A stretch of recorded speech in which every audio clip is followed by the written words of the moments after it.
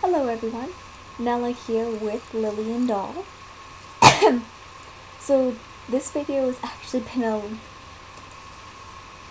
a week or so in the making, and I've also tried to record it multiple times, but the last time I successfully did it in one take, it was 20 minutes long, and it does not need to be 20 minutes long. I should probably stop talking about it now, or else it is going to be 20 minutes long. So, um, the lovely Anne Picaro has invited everyone, her doll colleagues, to create original characters set in her story of Miss Emily's School for Excellence. And I kind of find this funny that it didn't occur to me to try and make a character from her story until she made the video giving permission to do so. And then the floodgates opened. And now I've had a character yelling at me for a week, all about who they are, what they do, not what they look like. No, because that'd be too helpful. But also demanding to be home now. But I don't have money to do that. And they also have not told me what they look like yet. So I can't really be looking. But I can tell you who that character is. And a little bit about how they get from Miss Emily's School for Excellence to the Curiosity Shop. And I should say, this is the character that's demanding to be home, and it's the character that is tied most closely with Miss Emily's. It is not the only character now that is tied to that wonderful, wonderful story, but we'll start with the closely tied one. So, the name of the character is Bebop. Yes. Okay, I should say not name. That's the only name they've given me. I think it's a girl. At least that's how I've been writing it, as a girl. But when I went to go and look for dolls, she was screaming at me from a boy sculpt on a boy body. So I don't know. Bebop is Bebop. But for simplicity's sake, I'm going to use female pronouns because that's how I wrote it. Bebop's power involves music. Specifically, jazz music. It's not known whether it's a strict limitation of her powers or if it's just that she has not tried to develop it with anything else, because jazz is her main form of escape. But for whatever reason, her power works with jazz music. And her power is that when she sings, or hums, or whistles, or vocalizes, really, in any sort of musical tuned way, she influences emotions and causes sensory distortions of various degrees. It's really hard to kind of get an idea of what I mean by that, so I'm going to give you an example. Example is that Bebop is singing the blues. So someone hearing her sing the blues may start crying, feel a profound sadness. They might see a crowded lounge, smell cigarette smoke, hear a full band accompanying Bebop singing, even while that's not obviously actually there. Sorry, my hair is bugging me. Gosh. That didn't work either. And Bebop's family is made of career politicians. And what I mean by that is, well, you can kind of imagine career politicians. Everyone in her family is somehow connected with politics, usually in a leadership sort of role. And that's very much what the kids, well, the boys, really, are groomed towards. The girls are groomed to be good politicians' wives, and good politicians of parent associations and community organizations and boards for, I don't know, for theaters and that sort of stuff. And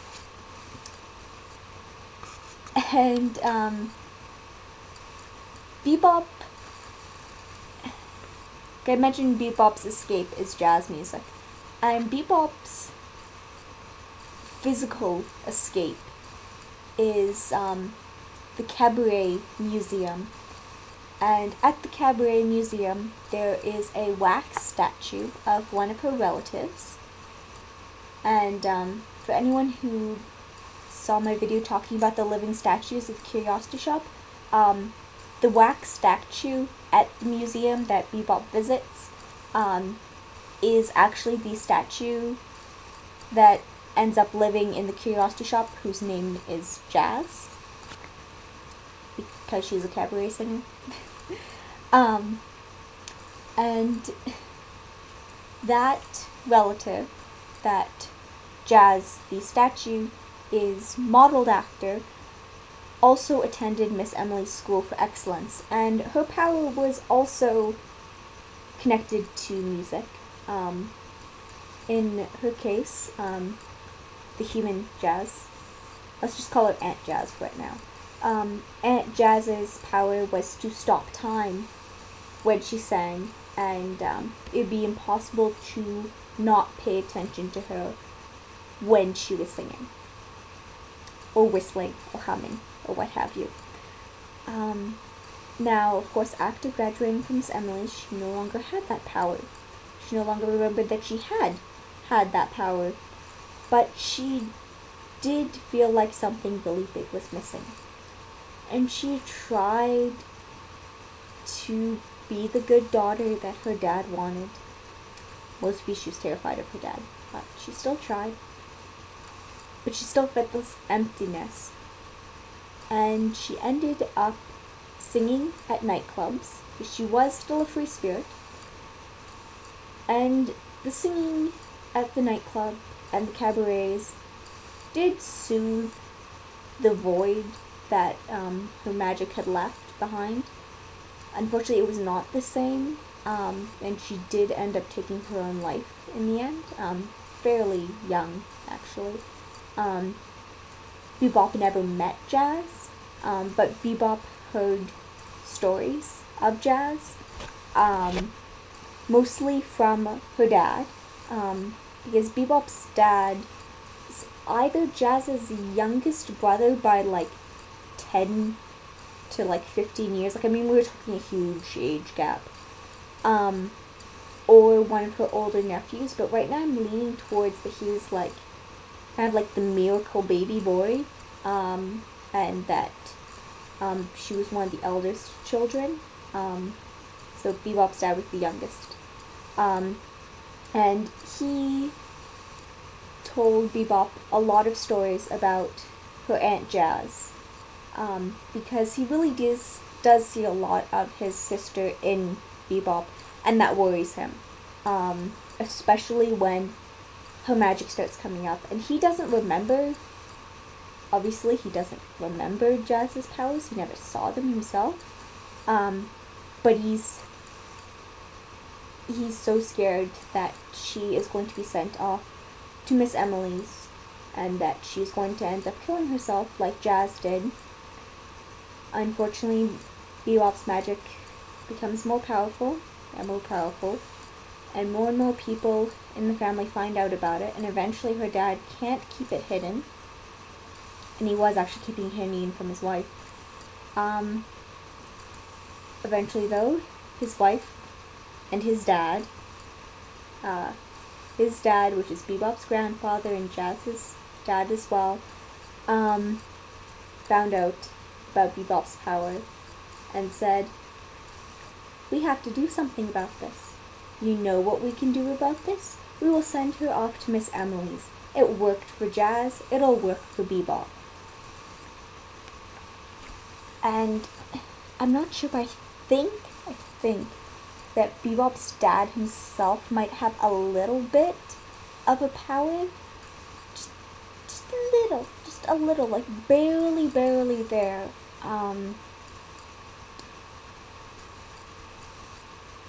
I know, because there's just something in my head that's saying that he has a little bit of something. Because I don't see him freaking out when Bebop first starts demonstrating her power. On the contrary, he actually, as much as he tries to hide it from the rest of the family, he kind of explains it to her that this is your and my little secret. This is just between Bebop and Daddy. He does tell her that, like, it's a wonderful gift. It is a magical gift. It is not something to be ashamed of. And I think part of the reason that he says that is because he has a little bit on his own. Now, this kind of goes back with Jazz. Jazz, the wax statue. This is going to get really long again. Jazz, the wax statue, is modeled after Aunt Jazz, Bebop's Aunt Jazz. And one of the things is that when Bebop finally succeeds in running away from Miss Emily's school for excellence, she attempts numerous times, but she succeeds the once. That's all you need to do. Bebop ends up at the curiosity shop. And by the time she's at the curiosity shop, Jazz, the wax statue, is alive. It's alive! And right now it's a bit ambiguous why Jazz is animated. But I think it might be that the ghost of Aunt Jazz is actually now inhabiting the wax statue of herself. And Bebop and the statue Jazz do become friends. Yeah, and so, once they get to the curiosity shop, then things are a bit more okay. But I think it's kind of a real journey for Bebop to actually get to the curiosity shop, because I think the Bebop pretty much starts trying to run away almost as soon as she gets dropped off at Miss Emily's. And she doesn't stop until she succeeds in running away.